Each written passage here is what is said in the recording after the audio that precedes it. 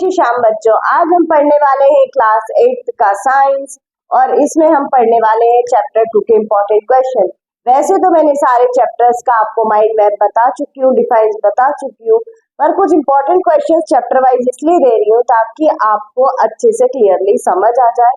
और जो main questions है आप उन टॉपिक को बुक्स में से भी पढ़ें, प्लस जहाँ पे मैं समझाती हूँ इन क्वेश्चंस पे भी ध्यान दें ताकि आपकी प्रिपरेशन बहुत अच्छी हो। Now let's start our chapter number 2.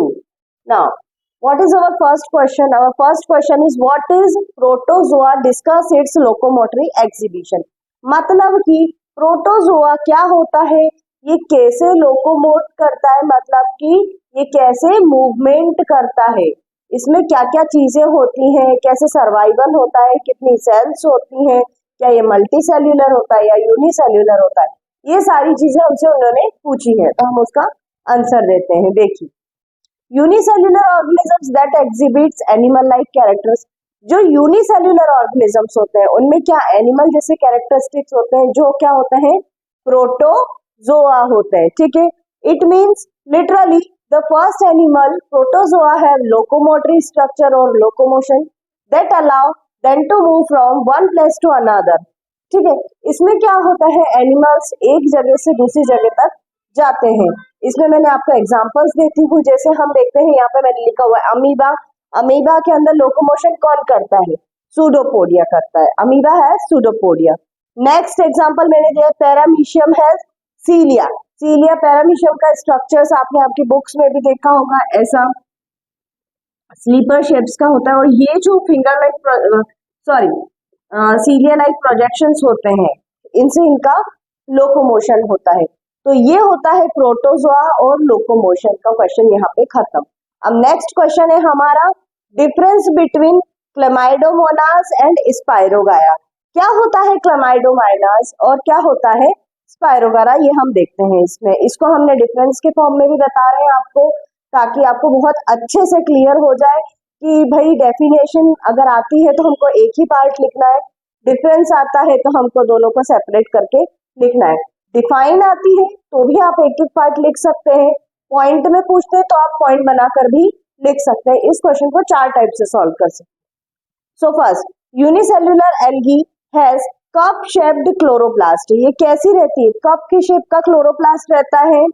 Show locomotion as it has flagella has a single pyrenoid body for storage. अब देखिए, जो हमारा स्पाइरोगाया है इसमें क्या है, मल्टी सेल्यूलर फिलामेंटस एल्गी रहता है। ये रिबन शेप का रहता है इसका क्लोरोप्लास्ट। ये डज नॉट शो लोकोमोशन, ये किसी टाइप का लोकोमोशन यानी कि मूवमेंट शो नहीं करता है।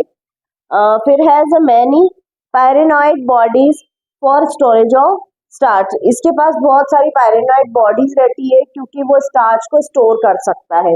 अब इसका एक सिंपल सा दिखता है, ये सिंगल पायरेनॉइड बॉडी रहती है, इसमें बहुत सारी होती है। इसमें लोकोमोशन फिलामेंट में होता है, उसमें लोकोमोशन शो ही नहीं होता है। कप शेप का रहता है, ये रिबन शेप का रहता है। ये यूनिसेल्यूलर होता है और ये मल्टी सेल्यूलर होता है। ये सारी चीजें अपने आप में ही एक डिफरेंस भी है, डिफाइन भी है, शॉर्ट नोट भी है। जिस वे में आपको क्वेश्चन पूछा गया है, अब इतनी समझ तो आप में भी होगी कि किस वे में क्वेश्चन पूछा है, हमको किस वे में लिखना है। ओके, अब आते हैं क्वेश्चन नंबर 3 पे। अब देखिए, जो थर्ड क्वेश्चन है वो क्या है हमारा, difference between antibiotics and vaccine. मतलब कि एंटीबायोटिक्स और वैक्सीन में डिफरेंस बताना है। एंटीबायोटिक्स के बारे में तो आप लोगों को पता ही होगा कि क्या होती है, नहीं पता होता है कोई बात नहीं, मैं बताती हूँ।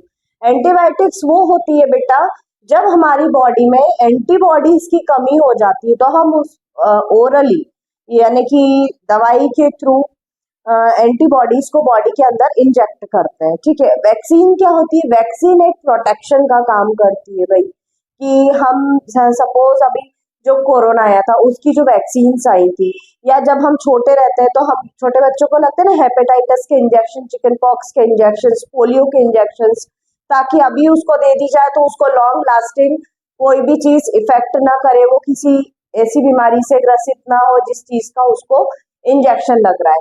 तो यही डिफरेंस होता है एंटीबॉडीज में और वैक्सीन में। एंटीबायोटिक्स एंटीबॉडीज बनाती है, वैक्सीन जो है वो लॉन्ग टर्म के लिए वर्क करती है, जबकि एंटीबॉडीज है वो थोड़ी शॉर्ट टर्म के लिए काम करती है, क्योंकि बॉडी में रीजनरेट होती रहती है एंटीबॉडीज, और जो वैक्सीन अगर एक बार इंजेक्ट हो गई बॉडी में तो वो हमारे इम्यून सिस्टम के साथ इंक्लूड हो जाती है। सो इसको हम डिफरेंस के फॉर्म में समझते हैं, इसको आप शॉर्ट नोट के फॉर्म में भी लिख सकते हैं। नाउ देखिए, antibiotics and vaccine. Antibiotics are the medicines that are capable of killing harmful microorganisms. ये क्या करता है? किल करता है हार्मफुल माइक्रो ऑर्गेनिजम्स को। Microbes are used for the vaccines which protects human beings and animals from disease like typhoid, TB, hepatitis, measles, polio, small pox. मतलब ये सारी चीजों के जो हमको बचपन में टीके लगते हैं, जिसको हिंदी भाषा में बोला जाता है, जो वैक्सीन दी जाती है बच्चों को first day to the 12 to 15 years of age, वो सारी इन चीजों के इंजेक्शंस दिए जाते हैं ताकि बच्चे को फ्यूचर में कोई प्रॉब्लम ना हो। अब देखिए इसमें क्या है, the for making these antibiotics bacterias and fungi are used. अब भाई इसको बनाने में किसका उपयोग कर रहे हैं हम? बैक्टीरियाज का और फंगाइज का यूज कर रहे हैं। इसको बनाने में हम किस चीज का यूज कर रहे हैं? These are the suspension of a dead weak microbes which are introduce into the body simultaneously in our immune system. ठीक है, इसमें माइक्रोब्स का यूज किया जा रहा है। इसका एग्जांपल है penicillin is obtained from the notatum. Penicillin किससे बना है? नोटेटम से बना है। ये कैपेबल होता है डिस्ट्रॉय करने के लिए स्टेफिलोकोकस। ये किसके यूज में आता है? For cold. जब आपको सर्दी होती है तो उस टाइम पे आपको ये वाला एंटीबायोटिक दिया जाता है। ऐसा नहीं है कि एक सर्दी में एक ही एंटीबायोटिक, बहुत सारे एंटीबायोटिक अलग अलग टाइप के वर्क करते हैं जिसके अकॉर्डिंग जो डिसीज होती है। अब आते हैं वैक्सीन्स में। वैक्सीन्स में क्या? Provide immunity to our body against disease. अब ये क्या करता है भैया? अब सपोज करिए हमको बचपन में पोलियो का इंजेक्शन लग चुका है। अब हमारा अगर हाथ वर्क नहीं कर रहा है, झुनझुनी आ रही है या फिर कुछ भी हमको प्रॉब्लम हो रही है, तो हम ऐसा नहीं बोल सकते भैया हमारा हाथ पोलियो हो गया है, हमारा हाथ वर्क ही नहीं कर रहा है, हम पैरालाइज्ड हो गए, हमारे हाथ में ये हो गए। No, it's not the way, क्योंकि ये हमारे इम्यून सिस्टम के साथ मिल जाता है और ये बहुत अच्छे से properly long lasting, long life up to the our death work करती है वैक्सीन्स। ठीक है, अब देखिए क्वेश्चन नंबर 4 क्या है हमारा? Question number 4, discuss all food preservation method. मतलब कि फूड को आप कैसे प्रिजर्व कर सकते हैं, खाने को हम खराब होने से कैसे बचाया जा सकता है, उसकी कुछ मेथड्स है। तो उसकी मोस्टली 8 मेथड से 8 मेथड से जिसके बारे में हम यहाँ पर डिस्कस करने वाले हैं। Now what is our first method? ये तो नॉर्मली हमारे घरों में होता ही है, रेफ्रिजरेशन। मतलब कि जो हमारे घर में फ्रिज होता है, रेफ्रिजरेटर होता है, उसके बारे में बताया गया है इसमें। The low temperature reduces the rate of microbes from food which helps to keep food from spoiling for many days. मतलब कि अगर टेम्परेचर बहुत कम हो जाता है अगर, तो उस कंडीशन में माइक्रो ऑर्गेनिजम्स जनरेट ही नहीं हो पाएंगे। ऐसे भी हम आपको फूड को प्रिजर्व कर सकते हैं। दूसरी मेथड देखते हैं हम, डिहाइड्रेशन और ड्राइंग की प्रोसेस और डिहाइड्रेशन मतलब कि उसमें से पानी को उड़ा देना या सुखा देना, उसके थ्रू भी हम खाने को प्रिजर्व कर सकते हैं। Food items are dried for longer period. इसका एग्जांपल आप मुझे बताइएगा कमेंट सेक्शन पे। एग्जांपल मैं आपको बताती हूँ। इसका बेस्ट एग्जांपल हम बताते हैं पापड़ को। पापड़ को अगर आप गर्मियों में बनाते हैं तो वो आपको समर सीजन में, summer season two winter season, rainy season, इतने ड्यूरेशन तक पापड़ 6 से 8 महीने तक चलता है। तो ये भी एक प्रिजर्वेशन का फॉर्म हो जाता है। थर्ड मेथड आती है हमारी एडिशन ऑफ प्रिजर्वेशन। मतलब कि हम ऐसा क्या उसमें एडिशन यानी ऐड करना यानी कि जोड़ना, हम उसमें ऐसी क्या चीजें जोड़ेंगे जिसके थ्रू हमारा खाना वैसे का वैसा ही बना रहे। तो देखते हैं इसमें क्या करते हैं। Chemicals can be added to the food items to control the growth of microbes. Commonly the preservatives are used in jams to store it for longer period of time. इसमें क्या होता है बहुत लंबे समय के लिए अगर हम केमिकल ऐड कर देते हैं तो उससे क्या होता है, उन केमिकल्स के कारण माइक्रोब्स की जो ग्रोथ होती है वो बहुत ही स्लो यानी कि ना के बराबर हो जाती है। तो इस प्रोसेस को बोलते हैं एडिंग प्रोसेस। नेक्स्ट आता है फ्रीजिंग। फ्रीजिंग क्या प्रोसेस होती है? In freezing process the freezer has low temperature and non ability of water helps to limit the growth of microbes store for a longer period of time. Freezing और refrigeration को हम एक ही बोल सकते हैं। दोनों में क्या होता है, बहुत लो टेम्परेचर पे माइक्रोब्स रहते हैं तो वो ग्रो नहीं कर पाते हैं, जिसके कारण खाना जो रहता है वो स्पॉइल नहीं होता है, वो टोटली प्रिजर्व फॉर्म में रहता है। तो ये हुए हमारे 4 पॉइंट, बाकी के 4 भी मैं आपको बताती हूँ। अब देखिए जो हमारे 4 point, fifth smoking. Process of smoking uses drying technique as well as smoke to keep meat for spoiling। ठीक है, अब आते हैं हमारी पास्चराइजेशन। पास्चराइजेशन एक मेथड होती है जो आपको अभी जो सीनियर क्लासेस आएंगे उसमें इसके ऊपर डिटेल में शॉर्ट नोट्स भी आ सकता है। Process of destroying micro organisms by first subjecting them into the high temperature then sudden cooling. Pasteurization एक ऐसी प्रोसेस होती है जिसमें पैकेजिंग ऑफ मिल्क भी इंक्लूड होता है। ठीक है, उसके बाद आता है कैनिंग। कैनिंग क्या होता है? ये एक ऐसी प्रोसेस होती है जिसमें प्रोसेस्ड एंड सील्ड, जिसमें खाने को एयर टाइट कंटेनर में रखा जाता है ताकि वो खराब ना हो।